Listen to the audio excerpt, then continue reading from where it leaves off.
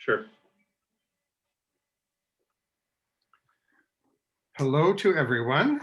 Welcome to the 9th seminar in our series, Turning the Tide on Climate. Last week we talked about climate justice, and tonight we're talking about renewables.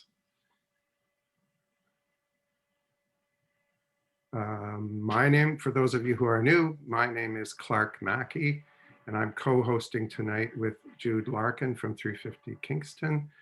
You know the routine already. Type your questions into the chat. Dr. Mcdonald will talk for about 15 or 20 minutes, and then there'll be lots of time for questions. And the seminar is being recorded, and it will be posted within a couple of days on the 350 Kingston website. That's our email if you need to get in touch with us for any reason. Kingston is situated on traditional Anishinaabe and Haudenosaunee territory. As always, we acknowledge that settler colonialism remains a problem today, as it has been in the past, and that climate change is very closely connected to that. It's my pleasure tonight to introduce Dr. David Mcdonald. He is a professor of global development studies at Queen's, and he's also the director of the Municipal Services Project, which is a global research initiative that unites academics, activists, and practitioners engaged in debates about equitable and sustainable public services. He spent a lot of time researching and thinking about renewables in this context. So welcome, David. Thank you. Oh, hi, everybody. I'll get started here. Clark, should I share my screen now? Yeah, that sounds good. Okay, and then I'll just sort of do the introduction rather, with the slides going. All right. Hopefully we'll have some good interactions, and it won't just be me talking. I'll try and get through my material fairly quickly. My contact details are here on this screen if you want to send me an email, and our research project, the municipalservicesproject.org. We have lots of academic and popular material, including some animated videos and other things that you might be interested in related to public services and debates, particularly around public and private. My work, the first sort of 10 years of the project, we were looking at problems of privatization. Now we're saying, well, how do we create good public services, and how do we assess and determine what constitutes a good public service? And we work around the world. In fact, I hardly do any work in Canada. I'm starting to do a bit more, but so my presentation tonight will try and give you a kind of a global perspective, and I'll, where possible, I'll sort of link it back to examples and dynamics here in Ontario. But I do want to sort of give it a kind of global overview, because as you probably know, there are over 1 billion people in the world today with no access to electricity. And I know there was a discussion last week about climate justice and how we deal with that. So you know, the contextual issues are really important, and the kinds of challenges we face here in Canada are very different than many countries in the global south. But there's lots of similarities as well, and I'll try and focus on those overlaps. I know the outline talked about public versus private, and indeed that is sort of at the heart of what I'm going to talk about today. But partly to give it a little bit more concrete grounding, I want to talk about big versus small electricity systems, and specifically mini grids and decentralized or distributed grids versus sort of the big old style centralized grid that we still have in Ontario, with a big central producer putting it out on high transmission lines and then distributed at the local level. It's by far the predominant model in North America. But the sort of small micro distributed grids are really picking up in other parts of the world, and there's more and more interest in them here. Now, in a sense, this is a kind of a false dichotomy because the big guys are decentralizing in many ways and taking advantage of new technology. And small is not always that small. It's often integrated into the big grid. So I'm going to sort of caricaturize these two systems to some extent to talk about the pros and cons. But there's some validity in these overarching comments as well.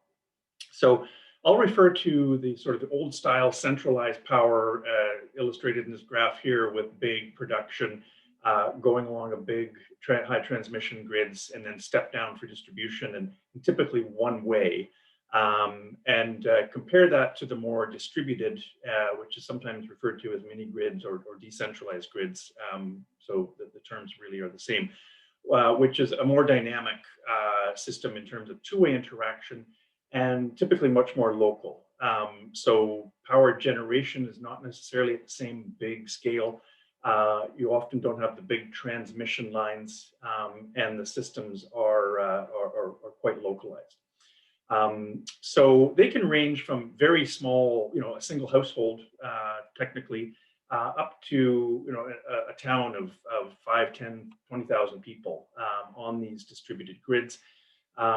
They're often, but not always, renewable energy. And one of the reasons they do get a lot of attention is because there is a lot of wind and solar in particular, but you can get other forms, geothermal, et cetera, even small scale hydro.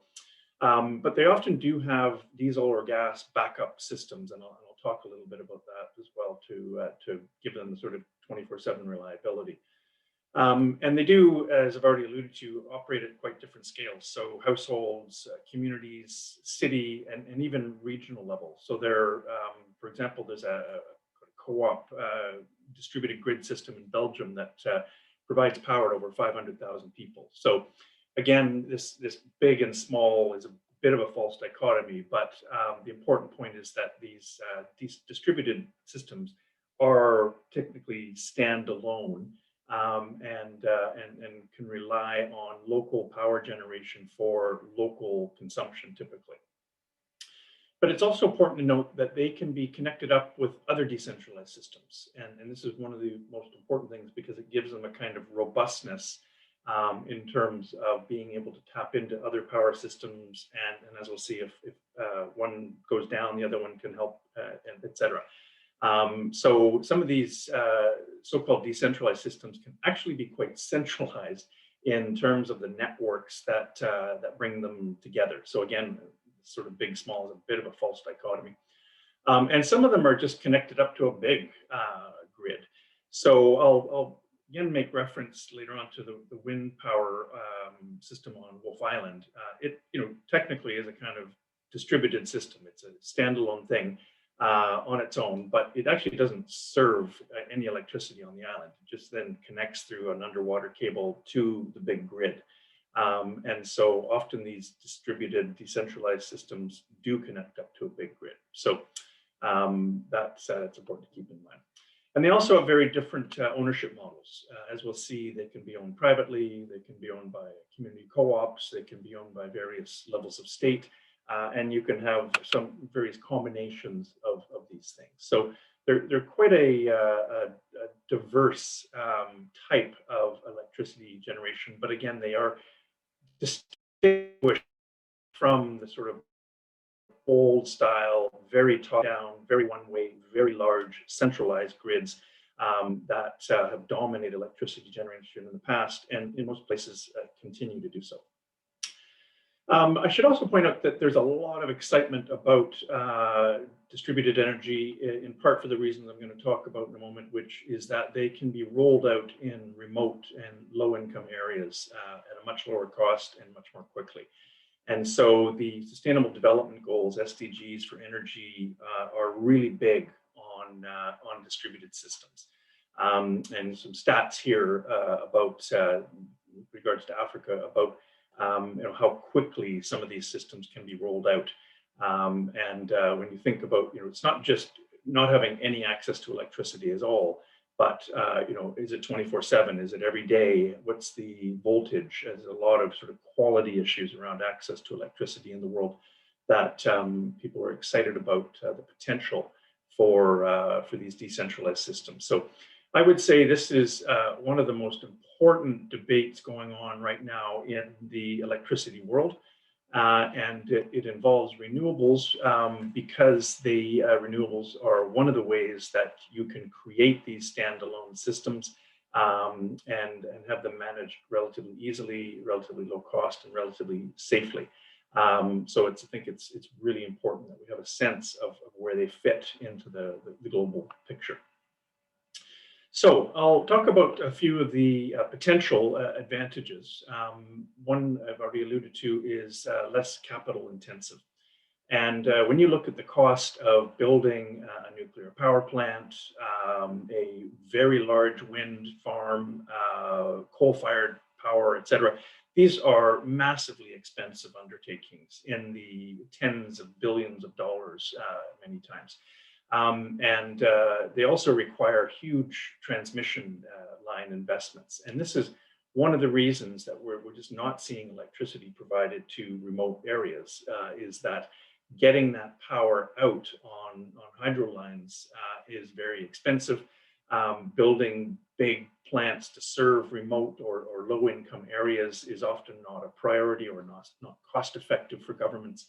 So these mini grids and decentralized grids are really offering an opportunity to create electricity in remote areas and in low-income areas that are more cost-effective. And it's also seen as a less risky form of investment. So rather than spending billions of dollars in coal-fired electricity or nukes in systems that may be decommissioned or may just become outperformed by small grids, it's a less risky thing to do. And so this is one of the reasons it's very attractive to low-income countries. They also are seen to be serving local needs. So rather than these big, massive centralized systems that have to look at the power needs of millions, if not tens of millions of people, you can think about what does this community of 1,000 need, or this community of 500 need, and they can be tailored much more effectively to local needs, and not have marginalized people sort of forgotten about in the big planning associated with centralized systems. They're also much less vulnerable to catastrophic failure. This is an image taken after the hurricane in Puerto Rico a number of years ago. And the central grid system in Puerto Rico was really hammered hard in that hurricane. And as a result, there's been a lot of debates about creating a decentralized distributed system to replace that. It's actually a fascinating debate, sort of takes into all the kinds of things, pros and cons I'm going to be talking about tonight if you want to look at a concrete example. But certainly, weather issues, concerns with terrorism, et cetera, are one of the reasons people say that we don't want to be so vulnerable to a system going down. Think of the ice storm here almost 20 years ago. Decentralized grids, one piece can collapse and the other one can fill in, et cetera. So they're much more robust, typically, in that respect. They're also seen as being much more democratic. And in terms of ownership, this is a community co-op in Spain, this image here. So a lot of communities that want to have more control over their electricity for political reasons, for environmental reasons, et cetera, are very interested in these smaller systems. And if anyone's ever had to deal with Hydro One, you know what that's like in terms of trying to engage with them. It's almost impossible. And so people who want to have some say in the type of energy produced and the decisions being made, these distributed systems offer that kind of opportunity. And also to participate in building and in making decisions. And there's also a lot of positive benefits around sort of demystifying electricity. It's not just for experts. Obviously, it's something that we need to think about carefully. It's a very dangerous kind of thing. People can die with electricity systems, but it's also not that difficult to run. And so communities have been wanting to take over electricity so that not only so they control it, but that they can educate people and that we can become more informed consumers of electricity. Finally, that these things really are technically feasible almost anywhere. I mean, you look at Germany as the least sun of all of Europe, and yet they have the best solar panels in Europe. So wind, geothermal, solar, all these mini grids are feasible almost anywhere in the world, and that also makes them very attractive. Okay, so what are the potential disadvantages? I'm gonna, again, these are all sort of very quick. We can get into them in the Q&A. I'm just trying to flag some of the points for you. One of the big concerns is whether it can manage baseline supply. And this is obviously a bigger question with renewables in general. Lack of storage, cost of storage. I'm just gonna throw up a quick little graphic here. We store globally less than 2% of renewable energy produced. So we have a long way to go. Most of that is pumped storage with hydro, and the other aspects of it here you can see are really minuscule. So part of the problem with renewables on a distributed grid is that if it's a remote community and it's raining or it's not windy, and they don't have any other kind of backup or storage, then you really do have problems with reliability. And so this is one of the biggest concerns with these distributed systems that don't have the backup and networked into other centralized grid systems. There's also real concerns about economies of scale and building small scale projects, buying separately, communities buying their own equipment, et cetera, can be enormously inefficient. And there's also, there are losses on high transmission lines, but there are also losses associated with production on mini grids. So there's a very vibrant debate about the efficiency of big versus small. And often we tend to think these big systems are inefficient because of transmission loss, but there are enormous efficiencies associated with economies of scale. And also the potential to address larger structural problems with in terms of access. And I'll talk in a minute about these sort of second grade mini systems that keep people sort of trapped in energy poverty. Another concern is around these mini grids is simply not providing enough voltage. We often see happy smiling kids like in this picture with their little solar lamps. But is that good enough? Can you run a fridge? Can you run a computer? Can you run small manufacturing services? And often these small scale systems are just aren't up to it. So again, does it trap communities in a kind of energy poverty where maybe they can read a book, but it's just not good enough for other important issues that the communities are facing. So this sort of conversation about being stuck in a kind of basic needs, and a lot of research which shows that communities in remote, poor areas in parts of the world in the South, and indeed Indigenous communities in Canada, okay, now they've got their little mini grid, we can forget about them. But forgetting that maybe there's bigger things that need to happen, better systems, and perhaps tying them into a central grid might provide more affordable, better quality energy and more reliability. Now we'll get to the privatization thing. And one of the biggest concerns around these mini grids is the role that the private sector is playing. And I should just flag here that in Ontario anyways, every single renewable energy project we have in this province is privately owned. We have a de facto privatization of green energy, and it's big and small players, but increasingly big. I've just given some stats here from one of the biggest Canadian renewable energy firms. And I'm not going to go into detail here about the concerns around privatization in terms of cost for low-income households, redlining marginal communities, lack of transparency, lack of long-term commitment. If you've just got a 10-year contract, are you thinking 50 or 100 years down the road? So lots of concerns around the role that the private sector plays.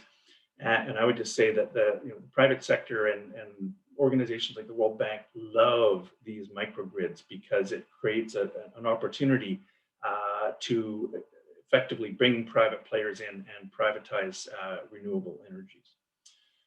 A little more controversial, and I'm sure there'll be discussion on this, is the role that co-ops, community co-ops play. And I would say that generally they are much better in terms of pricing and transparency and long-term commitment, et cetera. But many of these co-ops are very commercial in their orientation, and it's really hard to distinguish them from for-profit private companies. There's also a lot of concern around it being middle-class households that are able to get involved with these co-ops. And there's a kind of a subsidization of the middle class through government support for co-ops. And that there's often racialized communities left out. And there's a lot of literature on this in the US in particular. So a kind of ghettoization of renewables and who has access to it and who doesn't, and who's benefiting from government subsidies for it. Also, a lot of concerns, particularly in the South, about external grants drying up, and once the mini grid's installed, the donors just disappear, and then communities are left sort of trying to figure out how they're going to maintain and replace equipment. And then perhaps the biggest problem of all is a lack of cross subsidies. So if you have a co-op, community co-op, and you're relying on your own internal revenues and to replace and repair, et cetera, are you going to be able to draw on bigger resources from higher levels of government? And often that just doesn't happen. And so we see a kind of a lack of coordination often with this kind of highly fragmented system of community co-ops that doesn't allow for a kind of redistribution of benefits of access to electricity. Divisions of labor, big concerns around who does the work with these projects, who's making the decisions, who's getting access, who enforces sanctions, like if somebody can't afford their electricity bill, who makes the decision about cutting them off. And so a lot of interesting research on the gender dynamics, racialized dynamics, class dynamics of the internal operations of the community-based electricity co-ops on a small grid basis. And then finally, a lack of unionization. And many of these small-scale operations are explicitly about not having unions. And I put a image here of the Trade Unions for Energy Democracy. This is a group based out of City University in New York, which works with energy trade unions around the world, talking about the need for unionization. And often it's the big centralized electricity systems that still have that in terms of health and safety and proper benefits and salaries for public sector workers, skill development opportunities. And so if you're interested in those debates, I'd encourage you to look at the 2Ed website. Okay, and then I'm going to leave it there with this image of big and small. I hope I've given you a sense of the sort of general dynamics. I think personally, we need a combination of big and small, depending on the context. We are not going to address the 1.1 to 2.2 billion people in the world that don't have electricity with tiny little microgrids. We need massive investment from states, and in particular in renewables, if we are going to address the underconsumption of energy in this world. And similarly, if we're going to address overconsumption, I think we also need centralized government and other regulatory and legislative systems to address those kinds of things. But do we need nimble, community-based, participatory, transparent kind of decision-making at the local level? Absolutely. And I think for me, that has been the big challenge, is how do you create public agencies that are big enough to address inequality, but small enough to include people and listen to what people want to hear and to have their voices heard around sustainability and renewables in particular. Unfortunately, what's happening is we're handing over a lot of these decisions to the private sector around the excitement of renewables and mini grids. And I think that we need to really think carefully about the pros and cons of mini grids and public and private ownership. So I'll leave it to that with that, and then see if people have questions and comments. Thank you, David. I bet you there's going to be some questions coming out of that. Now I have a couple of questions just to start off with. What is pumped storage? Okay, sure. So these are systems, hydro systems, where when you have electricity still being produced at off-peak hours, and this is often the case with nuclear or coal-fired or big base generation, and you have basically excess electricity, you pump water up a hill effectively, and then the next day or whenever you are back into peak consumption, that water falls down again and creates hydroelectricity. So, because the thing about electricity is that it has to be consumed the second it is produced. And so this is the challenge, is figuring out ways to store excess energy in off-peak times that otherwise is just completely wasted. And pump storage of moving water up a hill and then using gravity to recreate energy when you need it is one way of doing it. There are other ways, compressed.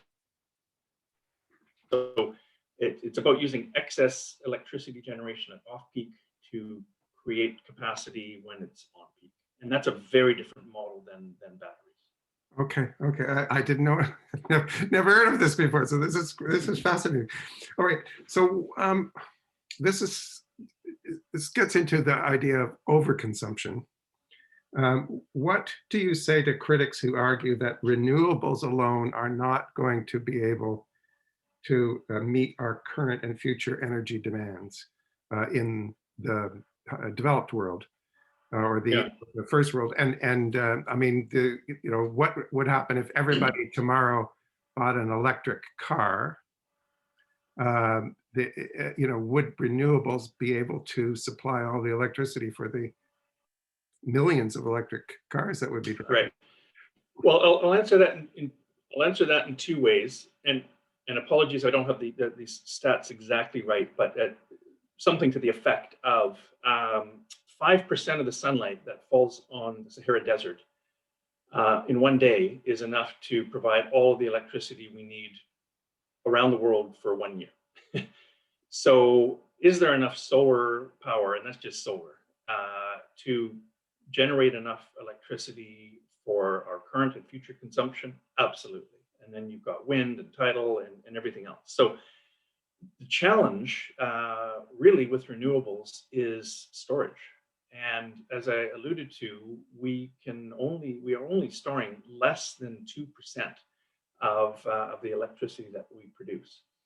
And so, if you're going to have reliable 24/7 electricity, plus powering vehicles and airplanes and everything else that we're currently using combustion engines for and fossil fuels, we're going to need to really figure out how to do the storage thing.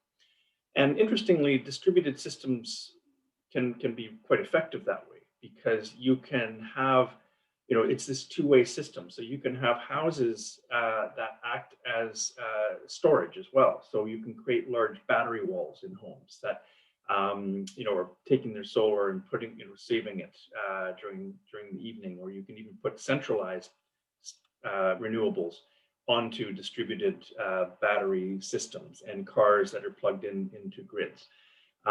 So there's lots of interesting ideas out there for how we might do it. But I would say that the storage question is by far the biggest bottleneck. Producing enough renewable energy for consumption. I mean, we already do that. Costa Rica is 100% renewable. Germany has hit 100% of their daily consumption at times over the years, even a large industrialized country like that. But when the sun's not shining and the wind's not blowing, that is the challenge. Okay, fascinating. Okay, I'm going to pass it over to Jude now to read some questions from the chat. Go ahead, Jude. Okay, thank you. our first question is, what role do you see for vehicle to grid? For vehicle to grid? Hmm.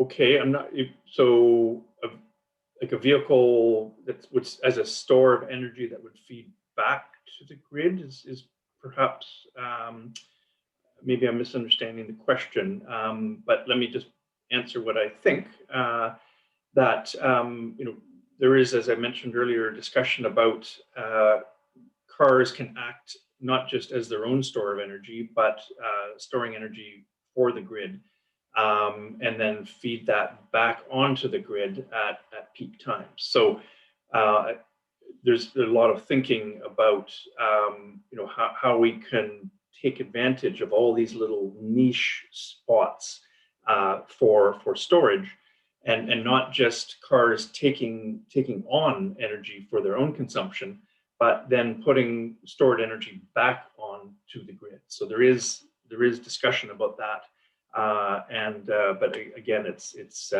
just still a minuscule part of the challenge. So I'm not sure if I've answered the question the way it was intended, but anyways, that's, I think, an important point. Yeah, no, I think that's what he wanted to know, so thank you. Next question, is Bullfrog energy worthy of support? Okay, I'm gonna get myself into trouble here. I call it bullshit energy. Might as well be provocative here. So essentially, as I mentioned earlier, 100% of renewables in this province are privately owned, and I would include co-ops in there. They are private entities. Now they have often a different mandate, perhaps nonprofit, perhaps lots of other things that might be going on, but they are de facto private agencies. But certainly, it's big wind, big solar. It's the TransAltas, it's the Samsungs, it's they are generating our renewable electricity, plus the FIT program, so the households. But that's again another subsidized form of private electricity.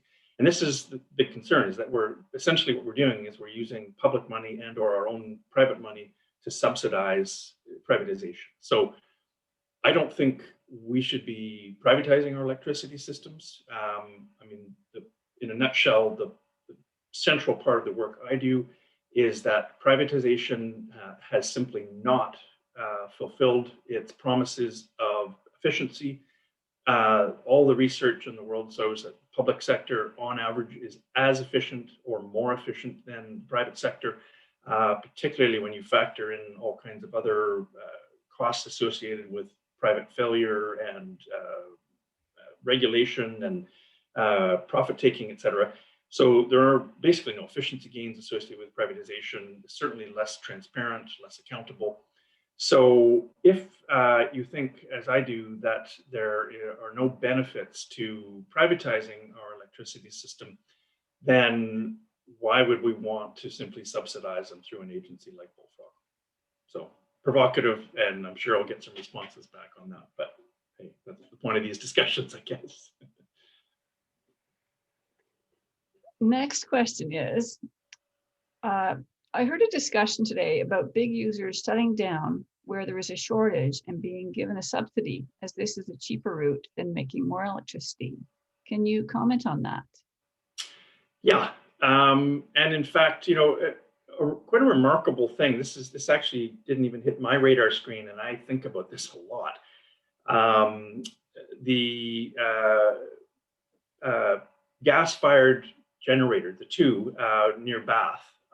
There's a new one and an older one.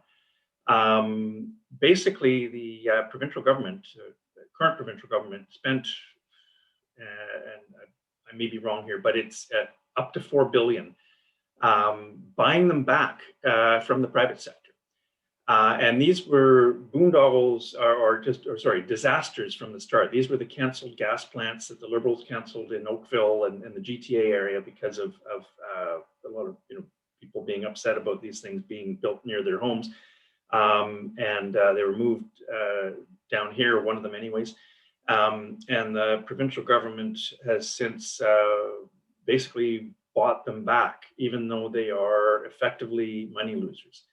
So here's a re-provincialization of something that has been effectively privatized in the past, and it's dirty-ish fossil fuel production, and we are now stuck as the public with these plants that barely operate. The old one in particular is barely on, and the new one, it's really not clear how often it's going to be used. I've actually tried to reach out and get some information, and they've just stonewalled.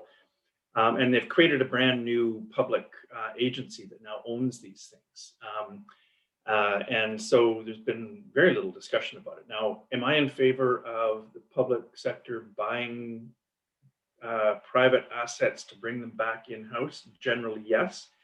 But this is, another bailout. This is a bad example. It's another bailout of the private sector. It's like the, federal Liberals buying the Trans Mountain pipelines, bailing out the private sector, and now we're left holding, a dirty asset. And so, yeah, unfortunately, we see a lot of public bailouts of the private sector, and this is a pretty typical pattern.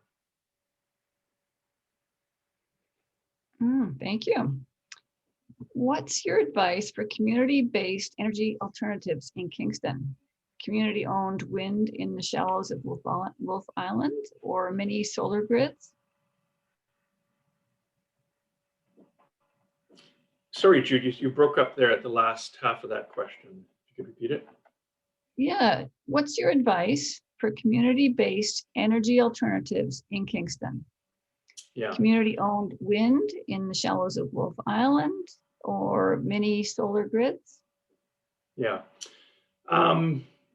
This is a really tricky and sensitive question, and I'm sure there's people in the audience here who have devoted untold number of hours to creating really thoughtful and open and participatory community groups that either are directly involved in production of renewable energy or talking about it or supporting groups. So what I'm going to say, I say with that caveat. But I think the problem is that it's yet another sort of stripping of public capacity to address a very, very urgent crisis.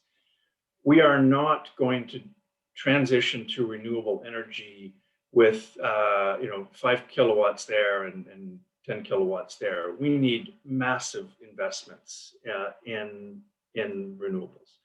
And so I think we're better off putting our energies into convincing our, in this case, provincial governments, into investing public resources into serious renewable energy production. And where possible, re-provincializing what has been privatized. So the Wolf Island wind project right now, which is owned by TransAlta, their contract is up in 10 years. And I think we should not renew the contract, and it should become a public entity.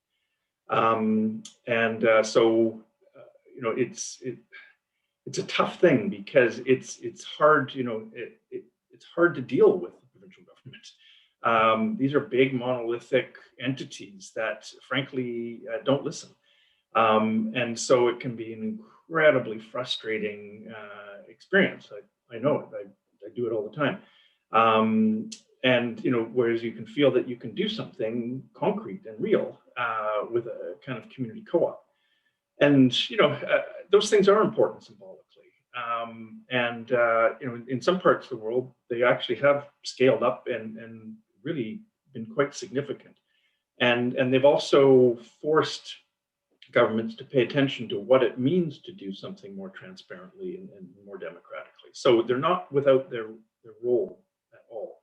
And I think some of the European co-ops are really worth looking at. But I do think our biggest the biggest challenge we face is getting our governments to commit on a massive scale, nationally and internationally, in investing in renewables, because we are facing a huge and immediate crisis. And I just don't see how we're going to address it with small little co-ops. And I can tell you that Elon Musk is not going to save the world. Elon Musk is interested in SpaceX and making money with Tesla. He's not interested in ensuring we have participatory, sustainable, democratic, long-term, community, affordable energy. That is what governments are for. Well, this is a related question. Would you please comment on the Grand Ethiopian and Muskrat Falls dams? Yeah. Very broadly, because I'm by no means an expert on them. I think they both demonstrate the worst aspects of big government, where they push aside marginalized groups. They overstate benefits and understate environmental and social challenges and displacement of people, and long-term environmental issues associated with damming. If you wanted to find good reasons not to have faith in governments, I think that there's two good ones for you right there. Unfortunately, what a lot of private producers do, and groups that promote only local co-op stuff, is they say we have, there's no other choice, that government is always like that. But that's not true. You look at the government of Uruguay, for example, where they renationalized their electricity provision. It's quite a democratic, engaged, and thoughtful electricity producer, and they are inching towards 100% renewables. And so it was basically transformed. Now, this is a country with 3 million people. It's almost like just a small city. But you can turn the Titanic around, and you can remake big government. That requires, as it did in Uruguay, long-term political mobilization for democratic reform. And I guess that's where I think, well, certainly that's where I put my energies, and I think that I think collectively in Canada we could be doing more on that front. This question is an interesting invention question. Is there a possibility of, in the future, transmitting energy by other means than transmission lines? Yeah, and I'm by no means a technical expert on this, but I was just reading something recently, I think it was in New Zealand or Australia, an experiment doing exactly that. And they, I think, managed to transmit whatever the voltage was over a kilometer. So I think previously the record was 200 meters or something. So it's certainly something that people are looking at. And I actually don't remember the transmission, how it compared in terms of losses. High voltage transmission lines can lose anywhere from 5 to 15% of their energy over long distances. And there's certainly some transmission loss with wireless transmission. But that could be a really exciting thing, and that would certainly make a massive difference to remote areas, because typically the biggest barrier to getting centralized electricity to remote areas is the cost of putting in transmission lines. And do you have any specific suggestions for actions in Kingston? Yeah, I think we're lucky in that we have an excellent local publicly owned utility Utilities Kingston, which owns water and electricity, and also some fiber optic stuff. And I think there's actually a lot of potential for fiber optics and electricity and creating publicly owned internet systems and facilities, and combining those with electricity. So I think just if you're not already aware of that, that's important. And it's it's well run. It's pretty transparent. It's efficient. It's effective.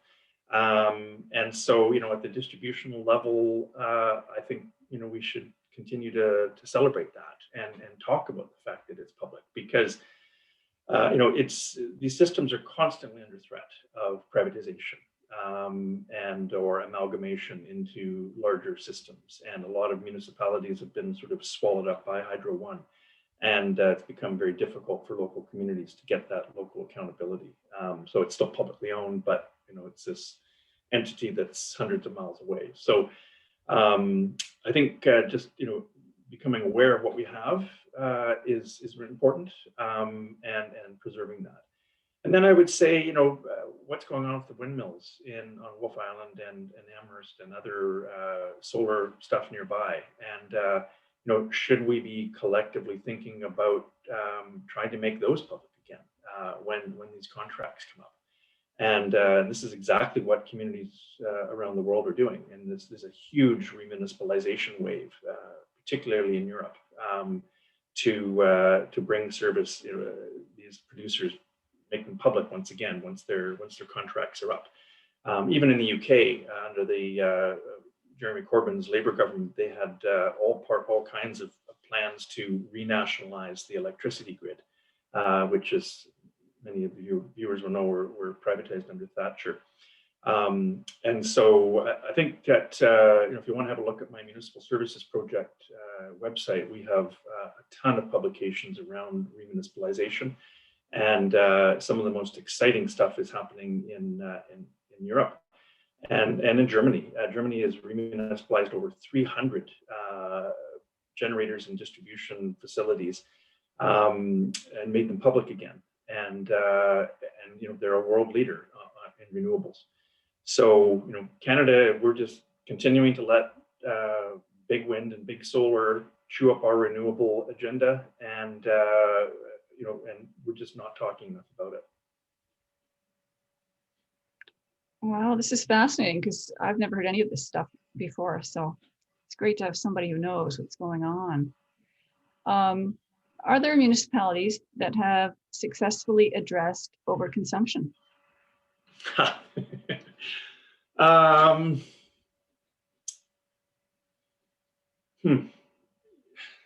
So yeah, I mean, if you look at social democratic states in Europe that have been serious about retrofitting, about taxing gas guzzling cars, about public transportation, about investing in renewables, absolutely. They have addressed overconsumption of dirty fossil fuels dramatically. Have they addressed overconsumption of plastics and new vehicles and so on? Not particularly. Global energy consumption, particularly renewables, continues to climb, and some of the collateral damage of that is waste. A lot of our renewable stuff is coming from extractive mining for products to build things. Certainly batteries, lithium and cobalt. Some terrible kind of consumption stuff going on there, and extractive industries in places that human rights are being violated, et cetera. So I would say, generally the capitalist world has just continued to consume at a pace that is showing very little slowing down. are we getting better at reducing the component of dirty renewable fossil fuels? Yes. But you know, if that's our only goal, then we're missing the bigger picture of you know, sort of the growth consumption mantra.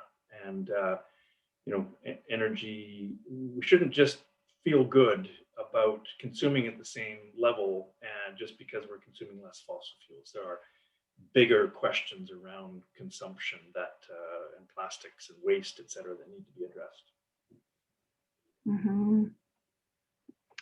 Can you describe how flywheel generation works? Flywheel generation? Mhm. Yeah, I think I'm going to leave that one, partly because I'm not sure I would do it justice, and partly because it's actually, my understanding of it, it's quite tricky. Yeah, I think rather than doing it in injustice and perhaps making myself look silly, I think I'll leave that one.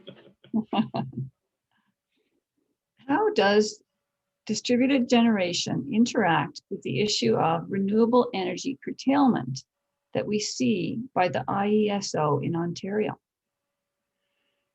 Okay, I don't know that I know enough about that particular dynamic. Could you read the first part of that question again? How does distributed generation interact with the issue of renewable energy curtailment that we see by the IESO? Okay. Well, I think the simple answer to that is we don't really have distributed energy in Ontario. We just have a big honking centralized grid. And what we have are independent power producers that feed onto that grid. So again, Wolf Island Wind Farm is just a standalone electricity producer that sells onto the grid. For it to be a truly distributed system, the consumption would be happening on Wolf Island. And there would be a kind of an ecosystem, if you will, of electricity production and consumption and storage, and a two-way kind of system that could then hook up to the centralized grid, and you'd have a kind of a network of these kinds of things.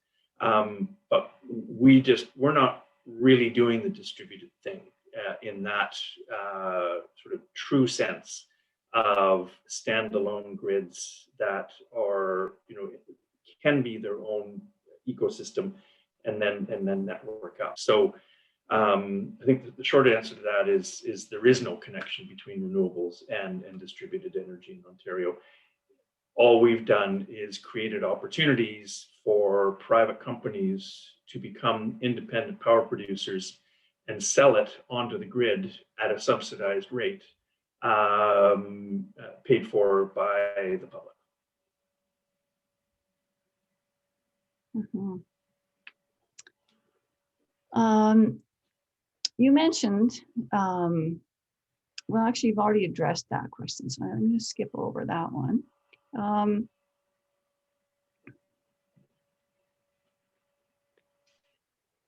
Does OPG build wind and solar and storage? To my knowledge, no. That we, again, it's too bad we're not in a room here.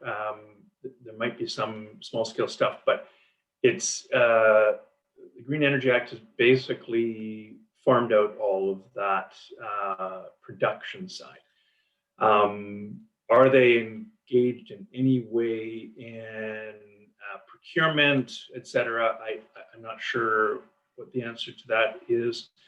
But certainly the vast majority of renewable production is done by private companies. OPG is doing nuclear and hydro, and some gas. Mhm. Have you any comments on Electra Utilities north of the GTA and their proposal for distributed rooftop solar and battery storage? They called it Powerhouse and plan to own, install, and maintain the equipment on each house. In return, Electra could draw power from all those batteries during times of peak demand. Mm-hmm. I'm not familiar with the particular initiative, but I'm familiar with the model. And a lot of private firms are coming in and acting as sort of middle people, if you will, to create some economies of scale with rooftop solar in particular, and facilitating sometimes just the paperwork and capital that households may need to make these things happen. And then they will come in, do the installation for you, do all the legal work, sometimes help finance it, and then they take some kind of percentage of it. I know I had a grad student who just wrote a wonderful thesis last year on these kinds of, they called them they're B corporations or social enterprises in Mexico that are doing this kind of thing, and they see themselves as facilitating the expansion of renewables through particularly rooftop solar. But again, the problem is one of this is private, it's not public. It's yet a further fragmentation of our renewable energy production and regulation. I don't know about this particular project, but certainly the research around the world has again shown that it tends to be middle-class households that benefit from these things and the subsidies that go with them. And you're not seeing these things happen at Jane and Finch and marginalized communities in the Toronto area. So that is not intended as a direct critique of that particular project, but the model I think suffers from those same problems of further privatized fragmentation of our renewable production of energy. I'm going to jump in here, Jude, just for a second, because it's almost 8 o'clock. David, I'm hoping that you would be willing to stay around. I think there are a few more questions. Yeah, I'm happy to go to the bitter end. All right. So I'm just going to quickly, for people who do have to leave at 8 o'clock, I just want to talk about next week, and then we can go back to finishing the more questions there. So just next, so a week from tonight, same time, same place, we have Rewilding Earth with Joyce Austin. So this is a chance for you to think about our relationship with the greater than human world and what that has to do with the future of life on Earth. So I highly recommend Joyce. So we'll see. We'll look forward to seeing you next week, and then we're back to more questions for David. Just stop sharing that. All right, Jude. What else have we got there? Okay, the next question for David. Can you comment on the Chinese huge battery storage systems? Yeah, I don't, again, I don't know enough about the specifics. What I can comment on is the massive commitment in principle that the Chinese government has made. I think they've now said 2060 as their timeline for going carbon neutral. All of the indications are that they're not going to make that. That they, it's remarkable the number of coal-fired generators that the Chinese are still building in China and elsewhere. And a lot of their, they own these are state-owned enterprises. They are the biggest energy companies in the world, and often multifaceted in renewables and oil and coal, etc. So again, sort of the good, the bad, and the ugly of state-owned enterprises and public services. But I think what they do demonstrate, what China generally has demonstrated, is what you can accomplish with a centralized kind of system. and the kind of scale of investment that's required. I mean, it's mind-boggling to think of a country with 1.3 billion people. It's expected that there's going to be about 350 million more people living in Chinese cities by 2050. That's 10 times our population of people moving into cities where electricity demand, not to mention concrete and glass and steel, is going to skyrocket. But it also has the potential of making cities much more efficient. And so, the Chinese government has also invested very heavily in public transport and high-speed rail, et cetera. So, I think to give them credit, they have invested in a wide range of technologies: solar, wind, battery storage. I think they're doing a lot of R&D on various forms of storage. And again, storage is the holy grail of renewables. If we cannot solve the storage problem, we are not going to be a carbon neutral world. And we are a long way from that right now. So, but the problem, of course, is that we've got a Chinese government that's entirely opaque, extremely undemocratic, acts very aggressively and very unsustainably in other parts of the world. You look at their mining practices in Africa, et cetera. So, it's a complicated situation, and it's certainly not the kind of public electricity operator that I would like to see. But it does demonstrate that if we're going to address climate change in the next 10 to 12 years, we need that kind of investment at that kind of scale to turn the tide. Next question is, why don't we have virtual net metering? You mean like where you can do it on a smartphone, or I'm not quite sure. I mean, that Maybe I'll just make, yeah, go ahead. Level, possibly. At what level, sorry? At an individual level, I don't know. Yeah, I mean, certainly the smart, quote unquote, I always put smart, quote, smart for whom? Because a lot of this technology, when I do a lot of my work in low-income countries, and these so-called smart meters and so on are really what they're there for, is to discipline low-income households, cut them off when they consume too much, slow down the amperage and voltage going to the homes. They're smart for the private companies that want to control cost and consumption. But there's a lot of benefits too around smart technology and being more efficient with our heating of homes. And you can be at your office and adjust the temperature in your home with your smartphone. So there is a lot of that kind of technology which can really improve efficiencies. But it's I think in the grand scheme of things, it's not addressing the biggest challenges we have, which are again around storage and figuring out transportation systems that aren't going to rely on fossil fuels like international shipping and flights and so on. So, and a lot of this technology is quite expensive. If anyone owns a Nest meter, they aren't cheap, and they're not really affordable for low-income households, even in Canada. So, I might not be answering the question again, but I would say there's a lot of virtual technology out there.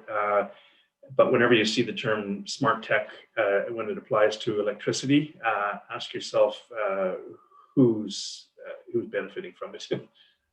Mm-hmm. Thank you.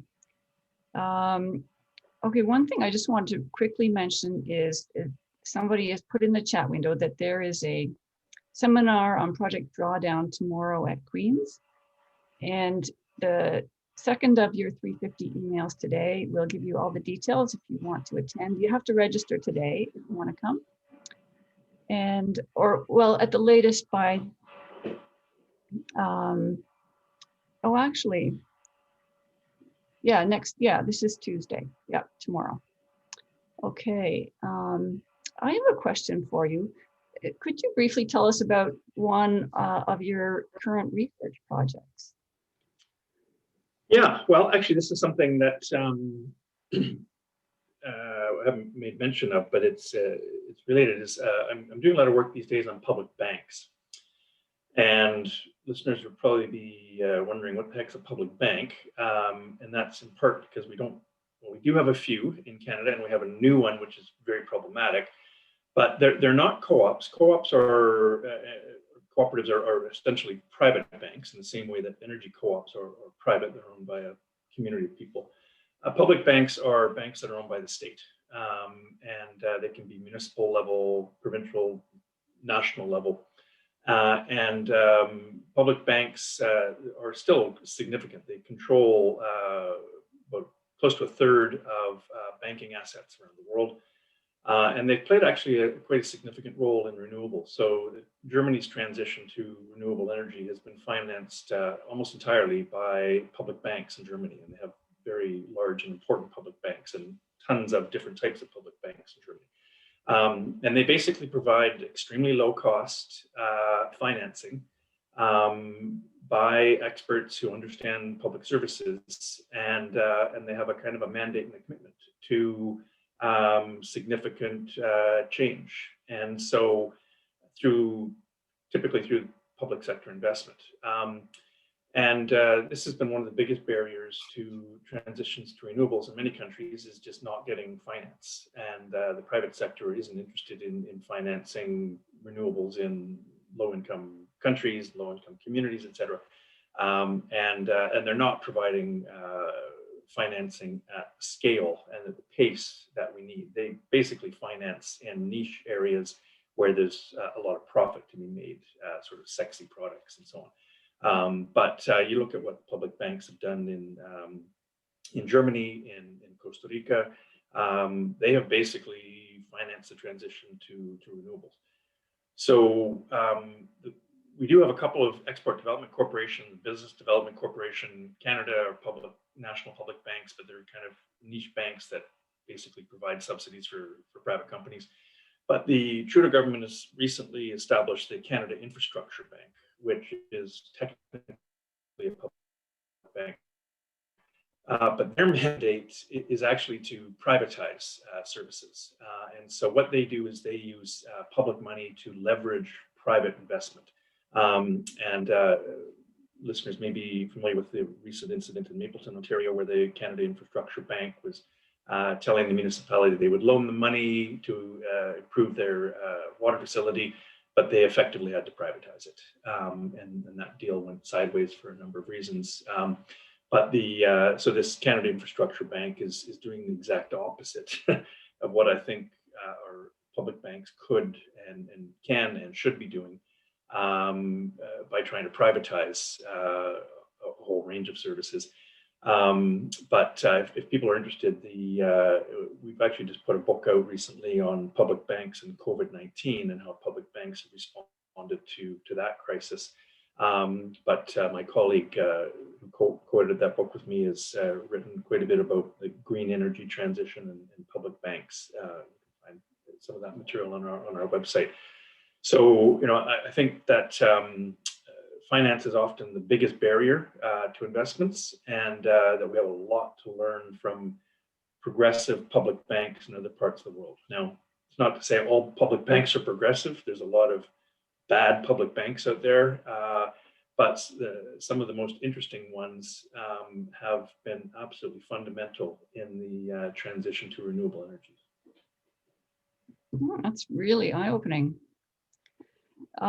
This is a clarification of a previous question. Can you comment on having large users shut down for pay when there is not enough electricity? This saves upping the permanent power supply to cover sudden peaks. Yeah, so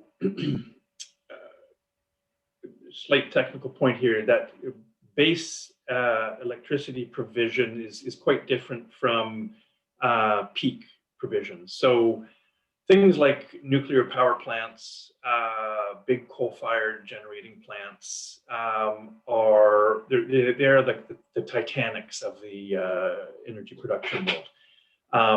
They don't turn off and on easily, so you kind of want to have them going all the time.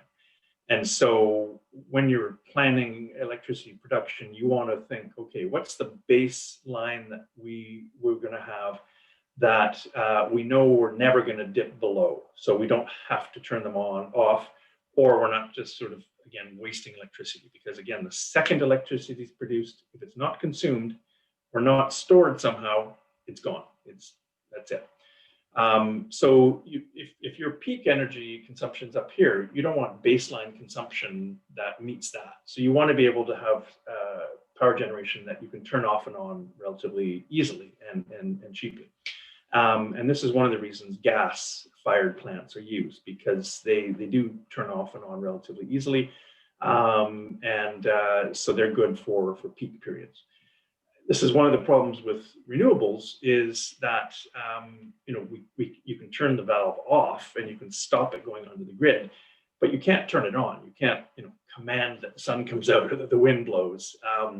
And so they really they make it tricky to figure out what your base needs are and what your intermittent needs are. And again, until we figure out that storage where you can turn off and on the supply that comes from renewables, we're stuck with this challenge of baseline and intermittent supply. So again, another good reason to have publicly owned power generation, because rather than paying a private company to sit idle, why not pay ourselves to sit idle? So it's an unavoidable reality around peak energy demand. So we deal with it at the supply side that way, but of course we can also do a lot more on the demand side by trying to even out consumption. So encouraging people to have their dishwasher run at night, etc. So the extent that we can even out those peaks and valleys, that makes the generation side much easier to deal with, much more predictable, and will actually help renewables, because the intermittency of renewables won't be as problematic if the demand is more consistent. Okay, and I think this is the last question. It's a clarification of a previous question. Virtual net metering is when people living off-site can invest in a renewable energy project that is used in other buildings. So I guess she's wondering why we don't have that in Ontario. That are used in other buildings? Yeah. Yeah. I guess, well, there's the question there. No, that's actually a separate one. Yeah, I'm sorry, I'm not sure that I've appreciated the intent of the question, so I'm not really able to answer it. I'm sorry. Oh, no worries. Okay, I think that's all the questions. I skipped some because you'd already answered them by the time we got there, but just wanted to say thank you very much for giving us a not easy to access information about this subject. Well, it is easy to access, actually. You can go to my website, municipalservicesproject.org, and lots of material there for you to read. So, David, I learned a lot tonight. Thank you very much for joining us, and thanks a lot to everybody who asked such interesting questions tonight. So yeah, they were great questions, and I'm sorry if I didn't answer them all adequately, but great to see a nice turnout. So thank you very much for inviting me. All right, good night, everyone.